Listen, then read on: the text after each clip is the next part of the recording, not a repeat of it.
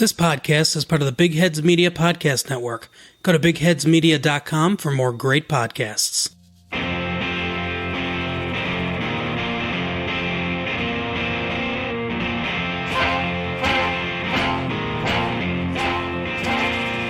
There is a podcast no one asked for. A podcast you never knew you didn't want. 3 beers in. This is the podcast. I anticipate a deeply religious experience.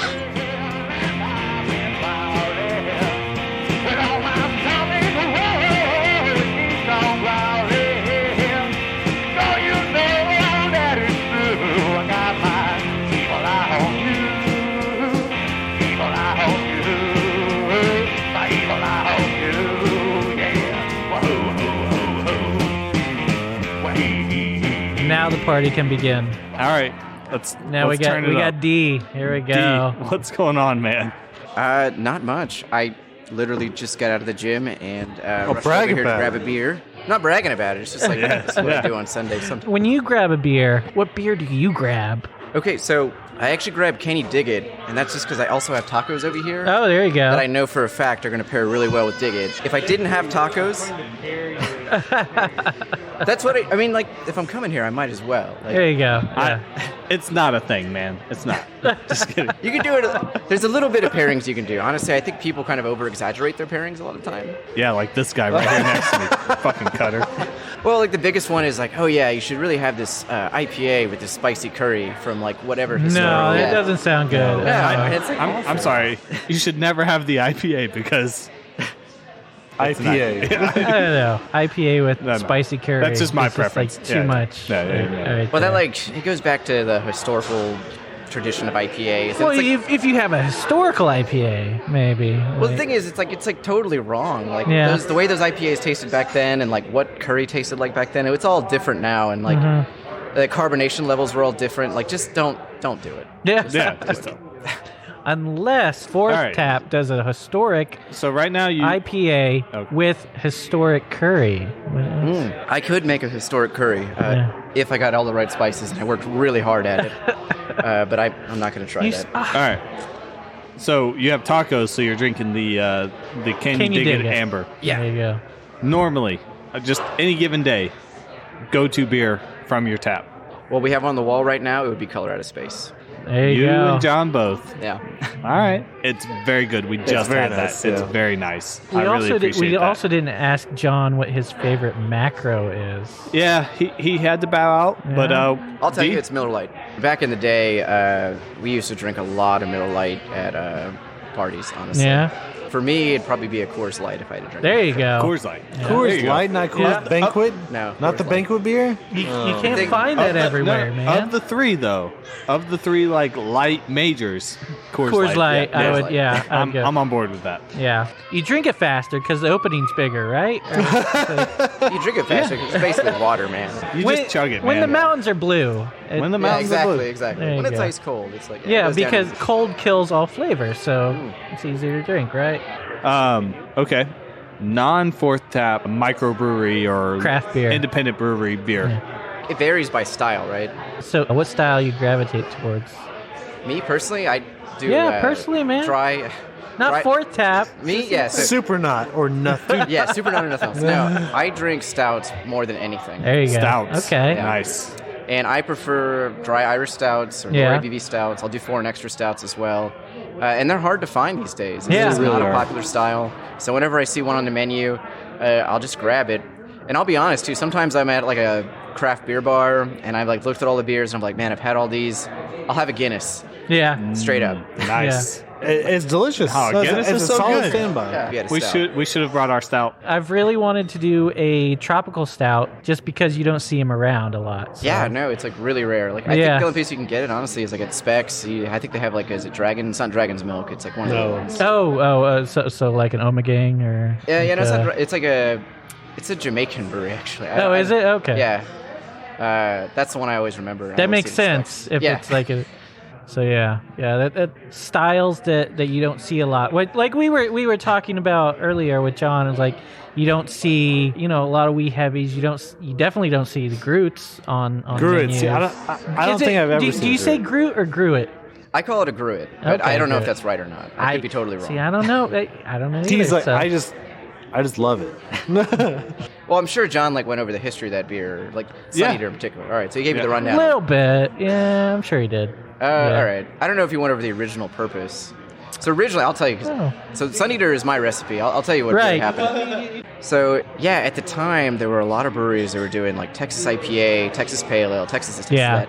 None of those ingredients come from Texas. Oh right, yeah. So Sun Eater, I wanted a beer that had ingredients that were all from Texas, and so that's why I used rosemary, lemon peel, and sorghum as the base. Yeah. And no hops. No hops. They don't. Well, Gruit doesn't have hops. Gruit doesn't have hops, but like. Exactly. It's Gruit. We don't really grow a lot of hops here in Texas. There are some greenhouses now, Right, and those programs are getting started, but We've been trying to find them. I'm sure at the time there was zero at the time. Ross is over here telling me, like, dude, build a greenhouse in your backyard and let's grow our own hops. Neo-Mexicanus. If we get the rhizomes, we can grow them. I don't know, whatever. But that would be an interesting strain. Like, Yeah. I've wanted to brew with that. That's Anyway, great. yeah, so Sun Eater was just a big middle finger to every beer that had Texas in the label.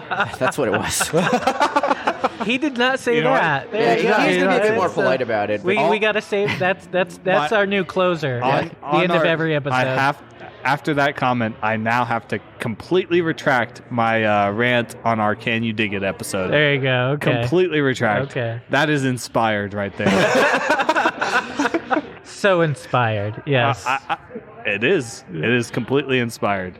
Yeah, I think love that was it. the only one we could really run with, though. All of our other beers, like Renewal, we had to pull those out of the market. yeah, I remember you had the renewal, but Yeah, most expensive beer to make. More expensive than any of our IPAs. what was the deal Well- with that? What, Really? Are IPAs traditionally the most expensive beer? because the hops. Yeah, Hops are really oh, the hops, expensive. because you gotta like hop the shit. yeah, you have I to hate hop the shit out of IPAs. it. I Yeah, hate okay. them so much. unless you have like a Citra contract, like if you're buying it off the exchange, it's going to be like $30 a pound or Yeah. something like that. It's a ridiculous amount. But yeah, Renewal, the tamarind paste was just Yeah. exceedingly expensive. We got it imported all the way from India. Found like a super fine supplier of it, and like I would just eat that stuff like by Yeah. itself, like just put it on toast. Like it was great. Well, I mean, It's like you- toast and tamarind. yeah, paste. exactly. Like a little toast Well, you and can tamarind get a paste. Delicious. harito, a tamarindo, like Yeah. they've got to find it somewhere, right? Yeah, I mean Mexico, you got to like find it. I don't know. Yeah, that's probably not the real tamarind. Oh, it is real tamarind. We just wanted ours to be processed, very fine, like Right. separated and in a paste form, and like they were the best suppliers of it. If we went to someplace from like Mexico where we used an extract, we probably could have gotten it much cheaper, but we didn't want to do that because we're very principled. Yeah, Which is true, Oh, we are. okay, yeah. And it ended up just costing a whole lot of money for a beer that didn't really move very fast. So we were like, Okay. "We gotta It, stop that." it helps the craft beer side just to be very principled. Wait, just in general, tamarind? yeah. This has monkeys in it? What, Yeah. What the fuck? But I will say, and I don't know if John talked about this, but we are expanding our cold room space. Yeah, Yeah. You did mention that. So that'll And allow us to do I more would- one-offs. I was thinking, Right. like, if you end up not needing it, you can do cold wrestling. Opposite of hot yoga. Yes, It's wonderful exactly. in Austin. Perfect in Austin. The nipples are so hard. Cut glass. Yeah. It opens up the additional cold room space just opens up a whole world of possibilities for Sure. us. A whole new world. It's exactly like You'll cut that in, right? You're not gonna leave Well, me that- singing that. that's part of the What? intro now. I think. Yeah. But yeah, so expanding the cold space opens up a whole opportunity for y'all. Yeah, we're talking more one-offs. It's Sure. something we wanted to do for a long time. We just don't have the room for it because we have to keep so many beers for our tap room, and then we have to sell everything Right. else. And like, There's just not storage space. There's for not And enough that everything. storage Gruit space. just holds up so much tank space. Takes you 3 weeks to make it? yeah, the Gruit is like basically lagered. Wow. Yeah, it's very interesting. We have been experimenting with the sorghum for a long time now. Right. We have a whole unique process for it. We borrow a lot from the wine world, in all honesty. Sure. Yeah, it makes a lot of sense. Like, Yeah. Put the Colorado space. Did you say Colorado space? I like I Colorado did. space. That's Yeah, a new sorry. beer we're gonna make. Sorry. Colorado space. In a red wine barrel. And a red wine. Oh barrel. man, There that'd you be go. awesome. Yes. I think we did just get some whiskey barrels in. I bet John probably talked about that. Yeah, Yeah. he did. He talked about you guys were talking to Garrison Brothers and going out there and all that. We talked to them. We bought a few others just now too. So Yeah. we're gonna have we're trying to gear up for our anniversary essentially. Start barrel Yeah. aging now, Right. release everything the anniversary. Four squared tab. Force. We can't do Four Squared because I think there's a real ale beer called Oh, you're Fireman's right, Four Squared. yeah. What? Is it Fireman's 4? Or? Well, it's Fireman's 4. Or then Squared, I think. Yeah, 4 Oh, squared. They have a squared. Yeah. Son of a bitch. Fuck you, Relil. No, I'm just kidding. Just kidding. Cut that out, yeah. No, we don't cut stuff out. All right. Well. We say what we say and then deal with the repercussions. There we go. That in no way reflects the opinion of Fourth Tap. That's strictly Clint's opinion on 3 Beers In. I think that's how we got invited to Fourth Tap. we said a bunch of shit, and they're like, "Hey, come down, and we'll talk about a rebranding." We say they, but we also heard that D is the one in charge of all of social media. D was like the only one that reads the Untapped reviews. D was like, "Come on down, and I'll tell you why you're an asshole." I don't know if I was quite like that. No, that's my interpretation. Okay, yes. I should say that is my interpretation. Your inspired interpretation. It's not like your point. So, like, I totally understood your point. I was like, I totally get it. Yeah. Like, people put all sorts of weird crap on their website. And John explained it to me, and I conceded once he said... he just, like, flipped the switch. No. Oh, fuck. We'll have to review the tape. Because I don't know. I was like, oh, okay, I'm totally on board. Y'all are inspired. That's fine. Great. Wonderful. Yeah. See? You just need more information, and then you don't have to be an asshole. I think he was saying because they were drinking so much, and then it was like, oh, well, no. Yes. That's how it's inspired by drinking. No. That's not at all. Definitely how we came up with the name of Fourth Tap. We were like sitting around my living room drinking pretty heavily. Okay, that's something that we didn't talk about. We have not talked about that. Oh. Fourth Tap. Let us know. Why? Take us back. Well, I'm sure like somebody Paint me a word picture. I'm sure somebody has explained the name, right? Like, No one explained the name. All right, so the name Fourth Tap I have no idea. comes from the fact that at the time we were doing our business plan, all the other breweries, they would have like their 3 mainstays, like a blonde and amber IPA or blonde pale ale IPA. Are you sure it wasn't just 3 IPAs? It could also be 3 IPAs these days. Well, at the time. Yeah, at the time, there were actually other styles. I forgot y'all opened way before that, so my bad. Well, our business plan was like formulated way, way back in the day. Sure. But, and then they would have that Fourth Tap, that like special beer that used some unusual ingredient. That really got us excited. And so the name Fourth Tap is a reference to that. You're the Fourth Tap. Exactly. Okay. And that's why when we opened all your taps are the Fourth Tap. No. Exactly. All of them are special and unique. Well, that was that was where we started from, and now you look at it and it's like, oh no, we got a really nice amber, a really nice blonde, and you know now we have all the weird beers. Those are still good. Those are good stuff. Oh, we realize it's like nobody wants to like drink our weird beers all the time. That's the honest truth. Well, I would drink I would drink the kettle sour. Oh. Well, that I don't really consider weird. It's like the renewal, the tamarind stuff, and like those are good in small quantities where we want to do a small batch. Sun Eater. Yeah, for the extra strawberry Sun Eater. Well, that one actually moves pretty well. So a lot of people like Neapolitan milk stout. Yeah, all of those are on board with a lot of people. But it's like the things like renewal where you need the extra cold room space. Can you tell that they've had a number of your beers before? Backcountry. Oh, Backcountry's coming back year round. I'm looking forward to that. Yeah? Yeah. Are you going to do some variants? I don't know if we're going to do variants of Backcountry. Okay. I'm going to do other stouts.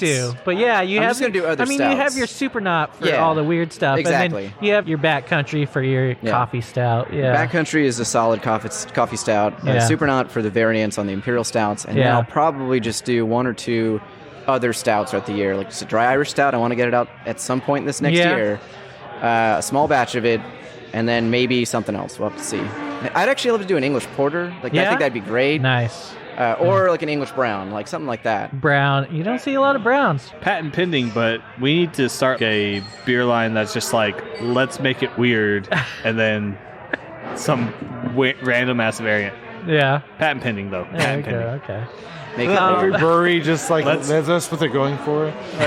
No, that's just us. Jolly Rancher Blonde. Like, let's make it weird, Jolly Rancher Blonde, or let's make it weird, Oh, I see. That's like, the line. It's like you got your regular ones, and then you have your let's make it weird series. Anything, you get your core beers, and then you go, okay, now let's make it weird, and then you do some random Let's do some crazy, wrestling. Yeah. Flavor wrestling. Well, I mean, that Flavor World Wrestling. Bare naked wrestling or something like that. Like that's a legitimate strategy these days. Like you'll see it with if you look at Tupps like DDH, they'll have like the normal DDH, and then they'll have like a variant now. There'll always be a fruited variant on the DDH. Yeah, they have the milkshake version or whatever. Yeah. But essentially exactly what they're doing is they're just splitting it into 2 bright tanks, and one of them is getting weird, and the other one's just normal. Yeah, man. Secrets of the brewing world. We got to make bigger batches and split them. All of our CYSBs can fall under the let's make it weird. Yeah, the cutter you sour bitch. Right. Yeah, we are you like accidentally making sours? No, we that was put intentional. It was intentional. Brett beers. So we're like all of the beers we're making right now. We kind of name after somebody in our group. Gotcha. So like the Brett sour we made was Cutter You Sour Bitch. Yeah, that's good. I like that. And our brown is Tony Brown Ale, which his name is Tony Brown. So it's perfect. Yeah. And but yeah, we're trying to find other stuff. I think we have us all covered. The Cake Boss Ross. That's a good one. Cake Boss Ross. Yeah. I hate that name. He hates it so much. It's so good though. He can make some wicked ass cakes. I hate the Cake Boss. Yeah. You know that's an actual person. I mean, it's like a show, but I mean, I fucking hate him so much. You might run into trademark issues if you sell that. Okay. We won't. Well, TABC labeling. We'll see. And then you'll CB be Gold. You'll be the CB Gold, Pilsner. We got all the names. We just have and the Dead Horse IPA because you have to have a fucking IPA. It'll smell like a dead horse, but I'm glad you immediately understood what we were saying with the Dead Horse IPA. I mean, like, I get it, man. Like, we're probably gonna have 3 IPAs on soon. Yeah. Just because we need to, and like. And I get just everybody comes in and goes, hey, give me the IPA. Give me that other IPA. Nothing beats a dead horse, man. Yeah. So, anyway, yeah. I'm glad you get that. We're going to try and keep our IPAs a little varied, though. We're always going to keep the Brut IPA on and DDH and then the Classic American IPA, just to kind of give it a nice wide range. So I brought the Brut is not up there right now. Oh, we sold through all the strawberry watermelon. Do you want to try some? Just like, really, Ross? Yeah, I don't know. Put it on there. All right, give me 1 second. I'll be right back. Let's do it. So I'll talk candidly about Brut Watermelon Strawberry here. Whoa, candidly. That's not something we get a lot. Yes, we do. Yeah. So one of the first things before you drink any of this, I gotta give you the spiel. This is honestly more of a shandy than anything else. Like straight nice. up. Okay. It is super watermelon forward, and that was just honestly by accident. Right. We did all of our dosing ahead of time on a pilot, and lot to lot of fruit puree. I mean, they're all like... It's a little different. They're a little bit different. Yeah. The bricks are the same. They're all concentrated at the same level of bricks, but the flavor... For people that don't know, that's like the sugar... Yeah. Concentrate. So the sugar concentration is going to be the same, but the flavor was way more intense on the lot that we put into our bright tank than what we used our pilot for. Okay. Well, maybe not nice, but... so basically the people who like this beer like shandies. And like watermelon, right? And watermelon. I like shandies. Yeah, so if you like shandies and you like watermelon... Brut Watermelon Strawberry. Okay. Yeah. I get it. Someone goes like, man, this is the least IPA I've ever had. And I was like, yes. Yeah, you're right. Well, yeah. Oh, yeah, definitely. It's very melony. But for one, I mean, it's a Brut IPA, which is one of your tamer IPAs, I'd say, even though it's like 0 sugar. And how do you get the sweetness even though it's a Brut? So it is actually back sweetened with the watermelon concentrate. Okay. Yeah. So I would consider this to be more of our semi-sweet or demi-sec Brut IPA. The original Brut IPA is bone dry. Yeah. That's the one I really love. Mm-hmm. The other one I really love is the OJ version, which I want to bring back this year. Oh, yeah, I saw that. Yeah. And that one, the acidity from the actual OJ really, I think, balanced out the entire beverage and gave it a really nice snap. So those are the ones I really like. And then we have the wine version coming out soon. Oh, yeah, the Gewürztraminer. I can't say that. John can say it, I guess. I can. Well, he can't say it either. Okay. No. In his defense. If I finish both these beers, I'll never be able to say it. And I am going to finish both these beers. I can just say it because my sister used to love that kind of wine. Yeah, so that is going to be up around 8%. It is near dry, near bone dry, because that's added during fermentation. Yeah. So we ferment out actually most of the grape juice then, and it has a delicate white wine character. So those are the ones I'm really excited about. This is an interesting take. There are a lot of people who really like this beer. We sold through a good amount of it, all of it actually, except for what we have in there, and a few in the back. So it's just, I think if we're going to label something Brut IPA, we need to be more hop forward. We need to be less shandy-like. Yeah. And one of the big challenges we had what we had last year and we're trying to correct it this year is we want to make sure we're always meeting customer expectations, right? So if we say something is an IPA, it needs to have certain characteristics. If we say something is a stout, it needs to have these characteristics. And those are just really key to like any business or any brewery, honestly. Yeah. And he mentioned that make you need to brew more to style though, like instead of like because wait, so now you're not the 4th tap, you're the 1 through 3 tap, or sort of. Well, but like that from what we talked about with John, y'all do deviate a lot from style, and so like. If you try to like get into customer expectation, then they're going to expect 2-style beers. But they actually don't. So most customers, most craft beer customers don't actually know what the style should taste like. And so if you talk to them, they'll tell you like, this is what I want. But I mean, that's why you have your Robbie here to educate people and like, this is what it's supposed to taste like. It really doesn't matter. That just feeds into this... this tastes weird. An idea that's that, what like, it's supposed to taste like. a lot of craft brew customers are just pretentious hipsters. they're not pretentious hipsters. They're just like, man, I really had these flavors and I liked them. I want more of that and less of this. And that's why IPAs overall have been trending away from bitterness for a long time. Into the hazy area. Into the hazy area, where it's like honestly sometimes sweet, and I'm like, what has happened now? I don't know what I'm drinking anymore. It's more like carbonated orange juice. Yeah, almost. it's like, what's going on? Okay, it's not the hipsters, because the hipsters actually drank the IPAs, ironically, but they drank them.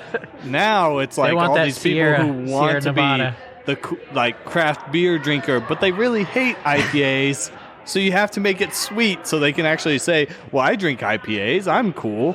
We like balanced. Like, I don't want to see anything super sweet. Like, I actually think Brut Watermelon is as sweet as we'll ever make a beverage. Yeah. I find this to be on the edge of too sweet. It is on the, honestly, it is on the edge of too sweet. Some people really like it, and I'm like, cool, this beer is for you. The can stands out, though. That's what I love about it. Yeah, so the colors of this can. Yeah, we work very hard on these. So the can artwork is done by Rory Blank. I'm sure John gave a shout out to him. Who? Rory Blank. Make sure everyone goes to. Make sure the website's Rory on here. Website's on the can. Did a somewhere. thing or did a drawing? Kingofblood.com. Oh, that's different than. Oh yeah. Rory Blank drew a thing. That's what it says above the website there. Yeah. Kingofblood.com. Yeah. Yeah. So. Oh wait, but the levels on this here. Oh yeah, you guys want to know how we do the levels? So the levels were all designed off the pilot. Okay.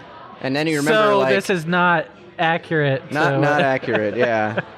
Most of the time these are very accurate, but in this particular case, when things went sideways a little bit, very sweet. Yeah, I would have. Yeah, the sweetness is not. Yeah, I would put balance towards all the way on the sweet side. I would put it maybe 3/4 of the way. At least. Yeah, 3/4 of the way. Yeah, that's true. I guess you can have pastry stouts that would be all the way on the sweet side. There you go. Side. Yeah. But yeah, like I said, the pilot, you can see where our intentions were, and then where we ended up. Normally, these are very accurate. For all of our other beers, I'd say they're spot on. But for this one, it's a little bit of a miss. Yeah. I get almost like cucumber in this. Almost. I do too. Yeah. Almost. I think that's the watermelon. It's the watermelon. Yeah, it is, obviously. But it's just like, wow, it just like comes through. It really does. Which, I don't hate it. Cucumber is a melon, right? It's good. Yeah.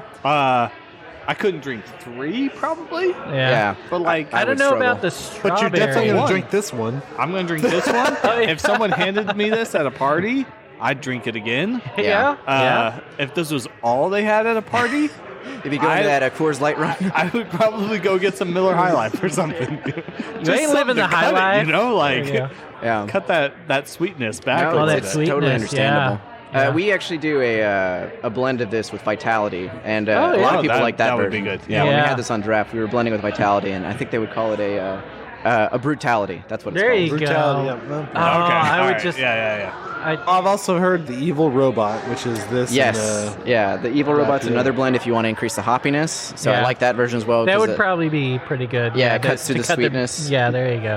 And when we had the when we had the gingerbread house party and the cinnamon chocolate truffle, we would do what would we call it? Like a ginger knot is what we called it. That was really good too. Any other blends that are on the tap wall right now? Right now, what? Yeah, any blends on the tap wall right now? Now we sold through most of the beers we were like using for our blends. I tried to blend Colorado Space with Supernaut, and that ended in a disaster. Yeah, so, I did not get that one right. I still got to work on that one. I think I need less Colorado Space and more Supernaut. I would say. Yeah, I would think so. I've also tried to blend Super Not with Can You Dig It just to create like a lower alcohol but still kind of stout like beverage, and that still isn't working out for me. Not yet? Oh, man. So I just got to keep experimenting. Yeah, just keep exactly. Would it blend better with the Highland Scoundrel? Yeah, but I wanted to lower the ABV I on it. I was understand. like, I'm going to get the ABV down. It's a little water in it. No, Maybe. The age-old question, will it blend? Yes. Can you drink it? Can you drink it? Yes. Will it blend? Not really. There you go. That's it. Yeah. So what about this PB&J Super Knot? Yeah, that's coming out soon. Probably by the time this episode airs. Yeah, I think we have it fermenting right now. And that will be in the tap room only. I think the first 15 barrels will be in the tap room only, and then the next batch we do will be cans. So cans will be in February. It will be canned. Okay, cool. Yeah.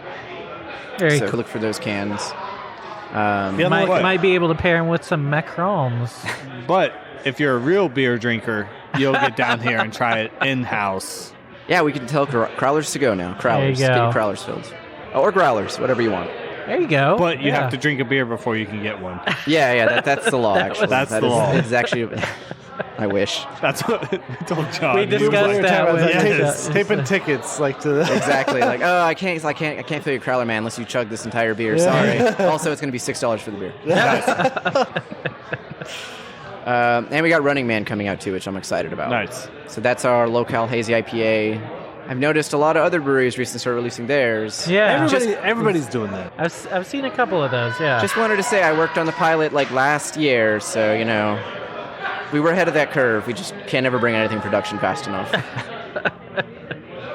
Because you got all this Sun Eater taking up tank space. That's part of it, honestly. But we're just a small brewery. If we had a lot of capacity, it'd be easy. The fact that you've built a base to drink Gruits is just impressive enough. Yeah. Because everybody hates rosemary, we know. No, that's not true at all. No, you watch yourself. It's a delicious beer. It is a delicious beer, It's but it's not pretty for good. everyone. We get it's polarizing. We totally understand that. Only people who hate rosemary. It's like if Rosemary's Baby. If Robbie poured he's like, oh, I poured too much of this one. It's like, all right, I'll take care of that. And it's like, okay, yeah, I'll drink it. Or somebody has an extra can. It's like, yeah, all right. I've got a 4-pack sitting in my fridge right now. Yeah, but if there's you got your tap wall here, and it's that's not what I'm going for. But I'll drink it. It's good. Yeah. It's good. I had a little bit, 4 ounce. It was that 4 ounces. It's a really good was pretty beer. good. It's well made. If you are okay with rosemary, yes, you can drink that beer. Yeah, and it's definitely. Yeah. If you like rosemary, you'll love it. If you are allergic to wheat or gluten, you can also drink this beer. Gluten-free. There you go. Not gluten-reduced, gluten-free. It is gluten-free From day one. Sorghum, Texas sorghum. Texas sorghum. As many Texas ingredients as we could fit in there. There you go. And the variants do really nicely as well. The strawberry is if you haven't had the strawberry one, I highly recommend it. Yeah, I've had the strawberry one, yeah. Where do you get the strawberries from? It's actually come from Oregon fruit. Oh, God damn it. So you just get the pureed in the can? Yeah, we buy the You're Oregon how fruit. close to poteet? It's I know, literally an hour. Those aren't sweet enough. You can never tell how those are going to do. So it's honestly a matter of processing time. Right. I understand it. Once again, if we start doing smaller batches and we have the extra cold room space, then we can spend the time and be like, you know what, guys, we're going to sit down and we're going to skin all of these peaches to make a fresh peach beer. If you're trying to do 30 or 60 barrels of something, I know how that is, yeah. And you have to deliver it in 3 weeks, or you're going to miss all your wholesalers are going to be pissed off at you when you don't put it on the shelf. Yeah. You're like, I got to do this now, and so you contract with Oregon fruit. Right, because they always have it on the shelf. Exactly. There you go. I mean, probably not always. I but mean, it's sub-quality ingredient. It's not Texas ingredients. So. Well, that makes it sub-quality. But, yeah. Just by default. I think the big difference is it's a little bit of a gamble when you get a new lot of fruit in. Because the concentrate, the sugars will be the same, but the flavors can vary from lot to lot. And we had like you had with the with this beer, it's whoa, this watermelon is super flavorful. Yeah. Not what we put into our pilot. Oh no, what are we gonna do?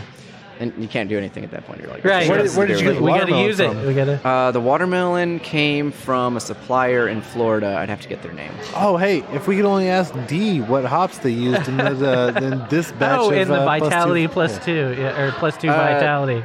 And this one, it was... John couldn't remember. John couldn't remember either. and D So can't remember either. the original Vitality Well, recipe the original. had Glacier in it. Oh, And, nice. Yeah, Okay. it's Glacier hops, actually. I like and then Glacier. also, not Cascade, but... Waterfall. My memory is completely failing me right now of the original recipe. It was definitely Glacier, and man, why can I not remember that C hop? It's not used very much anymore. Citra. Yeah, not Citra. No one uses Citra anymore. But I think Columbus. in the later edition one we're testing out, which I don't think is on the wall right now. No, he was saying you were working on like a dry hop version. Yeah, well, we're just like pushing the additions to be a little bit later. Yeah.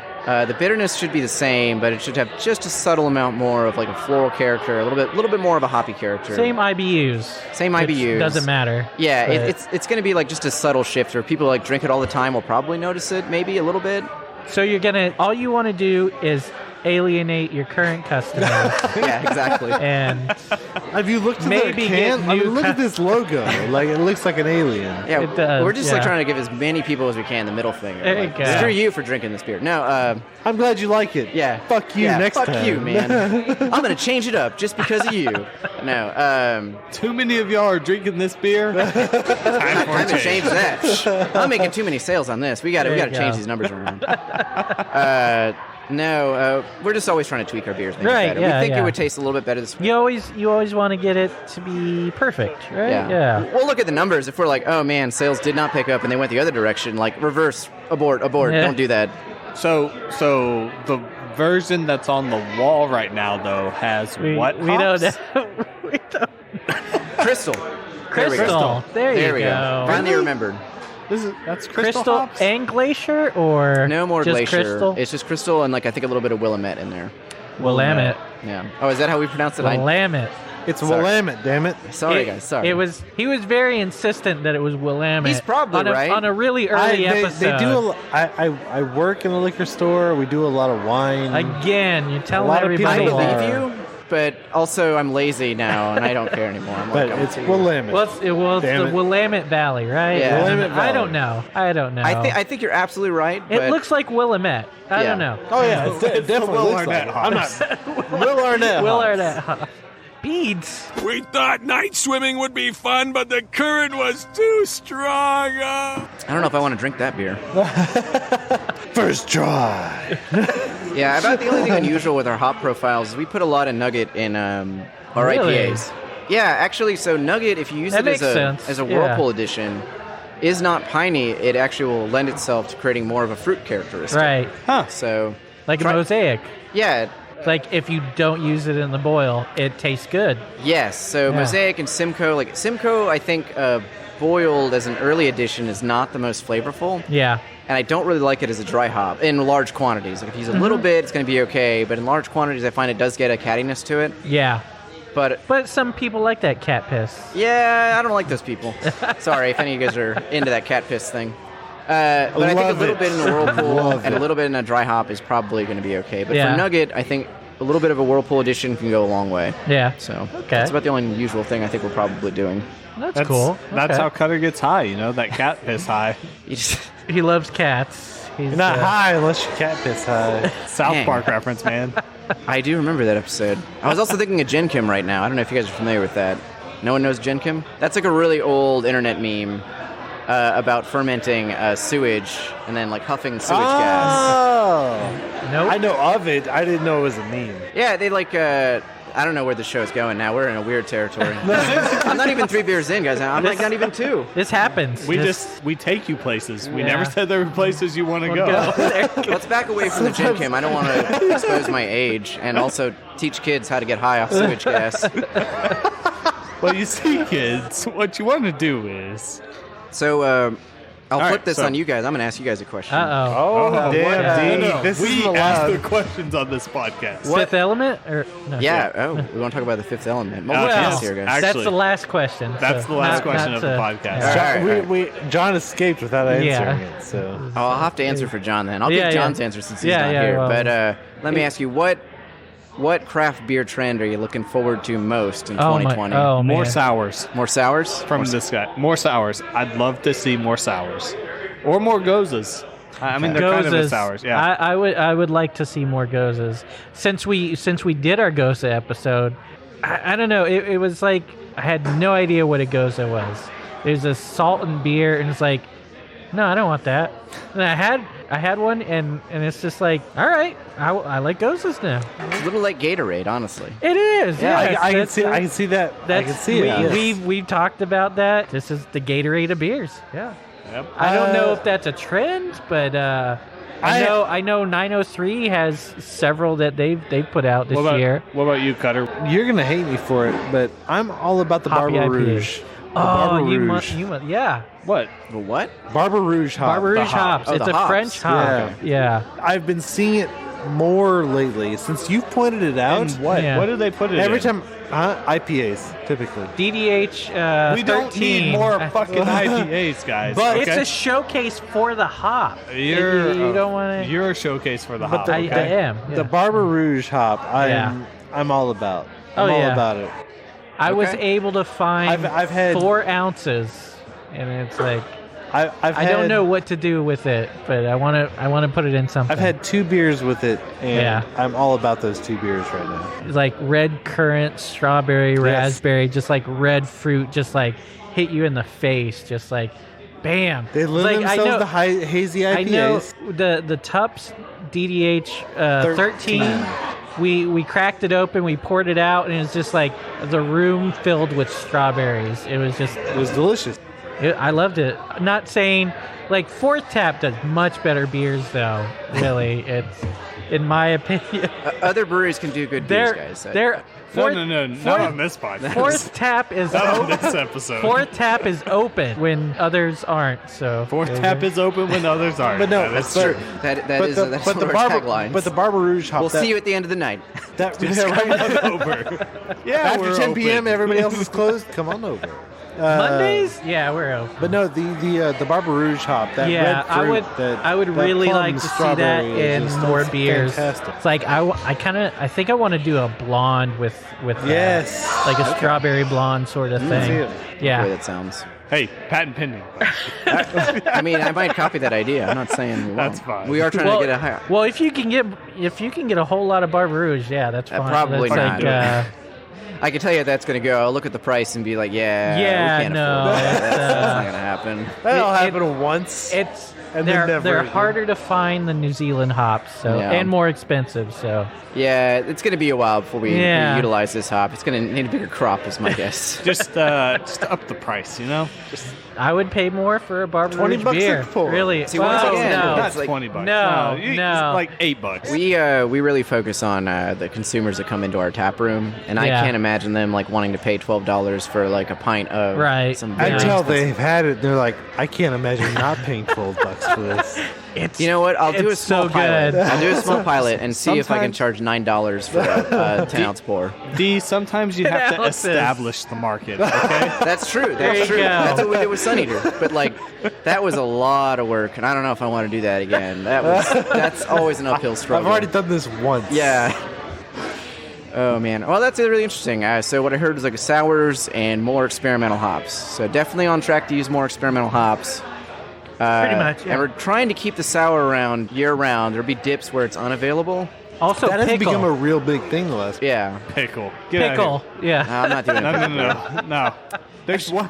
We don't have a local pickle beer in Austin. That's true. We don't have a local pickle beer in Austin. You can be the first. You can be in Austin. We don't. It's Fort Worth, not Dallas. All right. Don't you get on his side.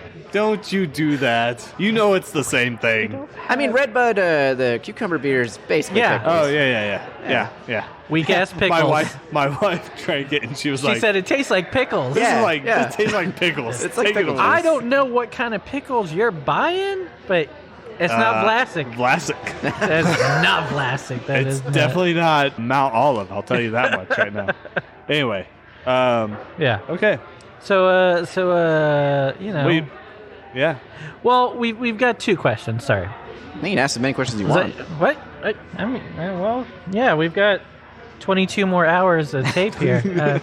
But so it's your last day. The hole in the ozone really makes the sun shine, and it's you're petting your pet Kona. dinosaur. Oh, dinosaur. Okay. Yeah. Well, it's in the future. All right. It's my the dinosaur. future on your yacht. And Gallimimus. There you go. And what? Well, that's kind of small. Okay. But what's the last beer you're gonna go out on? Guinness. Okay. Solid. Yeah. It's a solid choice. What if you can't drink? Man. What if I can't drink? What if it's a butt chug? I got a butt chug of Guinness. Yeah. You still the same? I mean, think about this. Hold on. I mean, it's dry, so you're not going to get a lot of hot matter. The issue with butt chugging is carbonation, right? You wouldn't want to butt chug a highly carbonated beer. So I would find Guinness is going to be like. If I get one of their nitro cans, it could be pretty smooth going down. Yeah. You got the small bubbles, yeah. Exactly. So I think I'm still on the Guinness train. Okay. The only other one I would think about is any Old English that has a lower carbonation. So, yeah. Okay. I think it's at 1.8 volumes. Water. What's You want the some water? flattest beer I can Yeah, exactly. Because I don't want anything bubbling out. That's still cider. No. Now, why do I got to butt chug it? Why can't it go down my mouth? If you can't drink anymore, I mean, it's your last day. You know who you have to blame? The people from the beer museum. That's who you have This is a question they thought of? They're like, man, what if we were talking, so well, we had them on the podcast. we had the question of what's the last beer you're going to drink, and it's like... butt chug of Hans Pills. Yeah. Pretty much. Carbonated. It's, no. I'm not saying I've done this from experience, but, I've had some. You're way too practical. This is what they said. But a Guinness, I like the answer. I think, yeah. Yeah.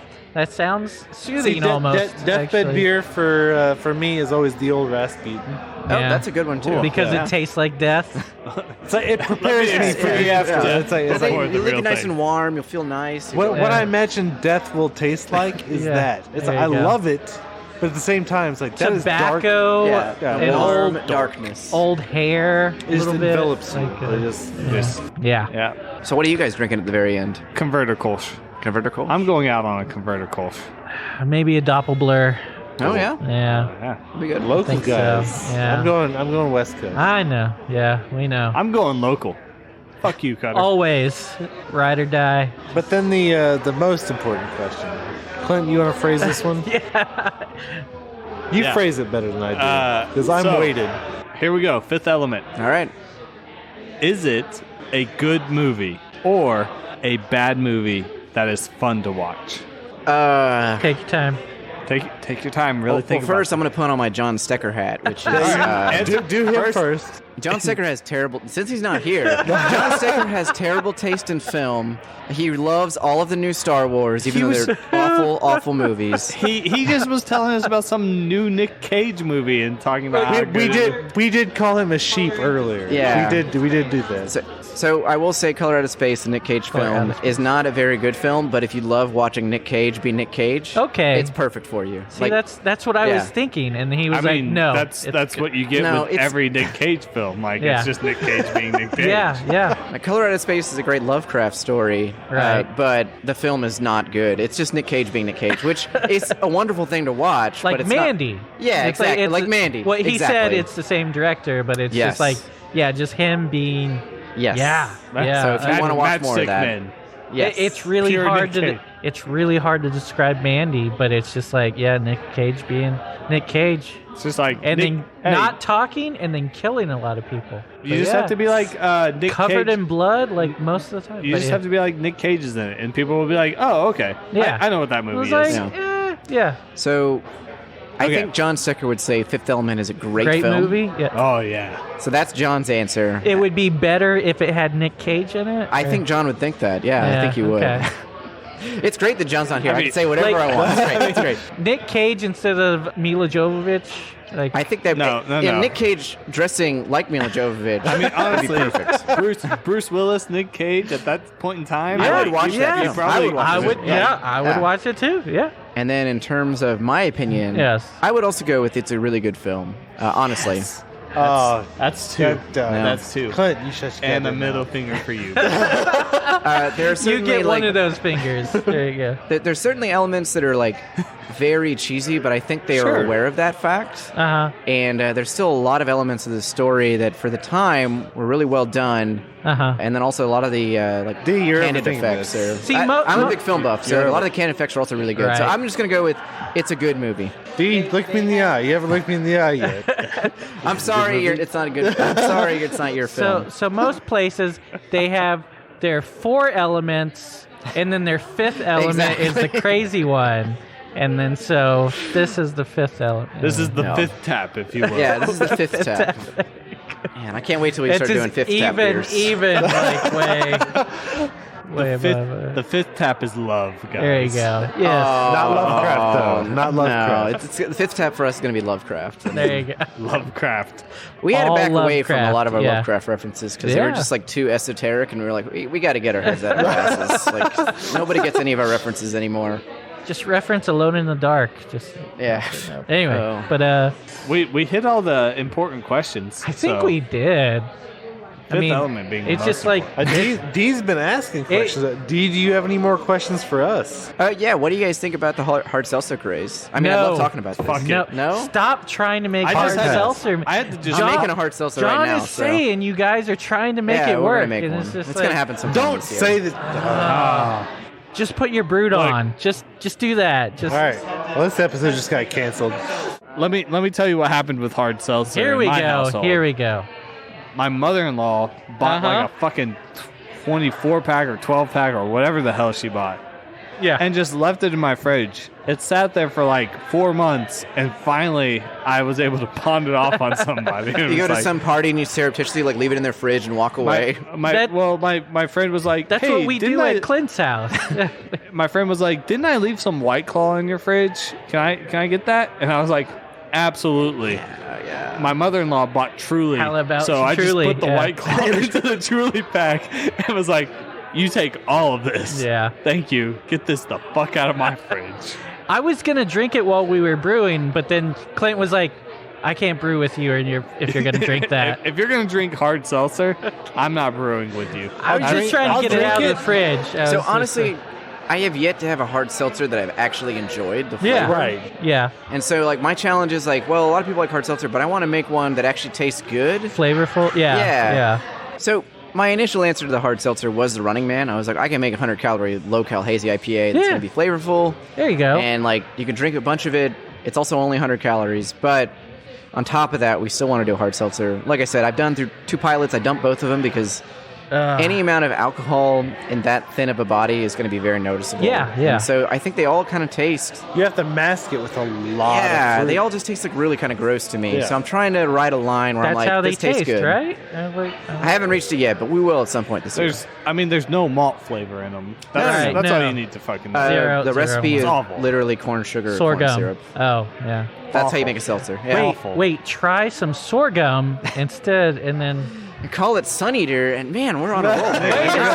Wait a second. Take the rosemary out of it. There you go. Put a different fruit in there. There you go. Yeah.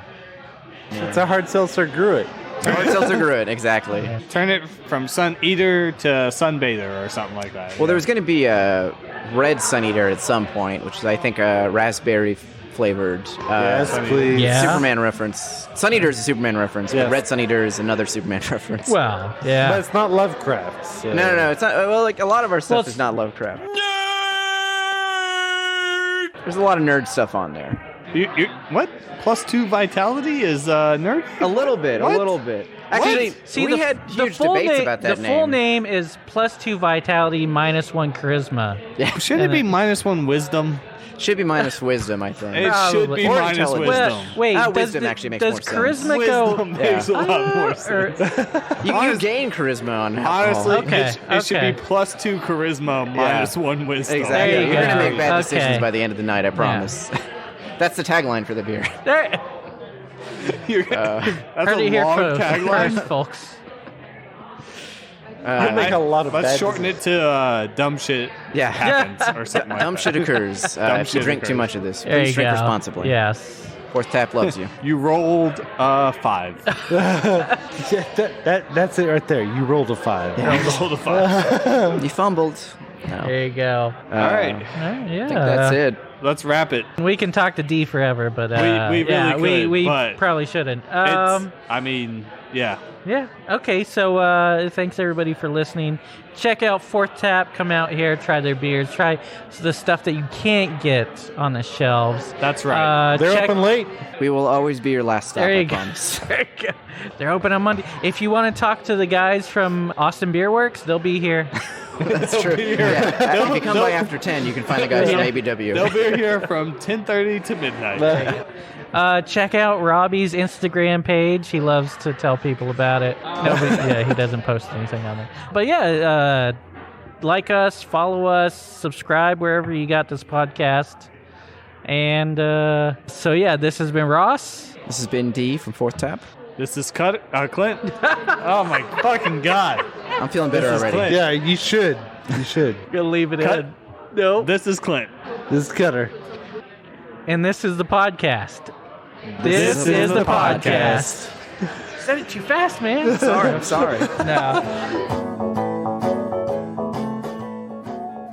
Thanks for sticking around. You can subscribe to us on iTunes, Stitcher, Google Play, TuneIn, iHeartRadio, Spotify, BigHeadsMedia.com, or anywhere there are podcasts.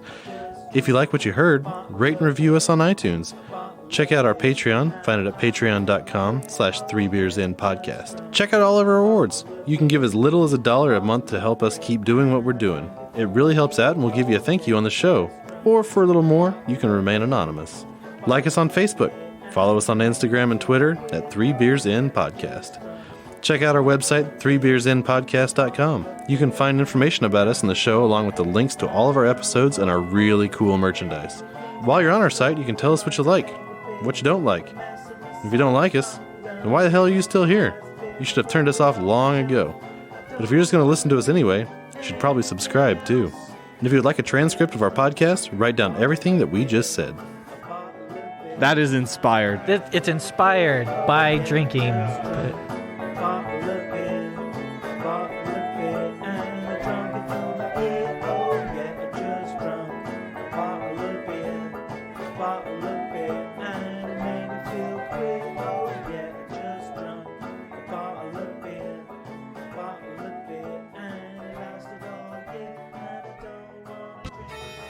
While you may think that history is, vaguely interesting, the truth is it's fun and metal AF. Echoes of the past are still reverberating through our world today, and Body Count is here to show you how our shared history affects your life on the daily. Whether you know it or not. So, are you past the point of higher education? Feel like you didn't learn anything from your high school history teacher? Or just didn't give a flying crap about it? Are you tired of always missing out on the yellow history pie piece in Trivial Pursuit? Are you the horror of all your friends' game nights? Did you once proudly announce that Napoleon Bonaparte was a super short little nutsack? When in reality, he was an average-sized nutsack. Have you been thinking about living under a faulty dam? Or perhaps an active volcano? Well, we have good news. It's not too late for you or your homeowner's insurance.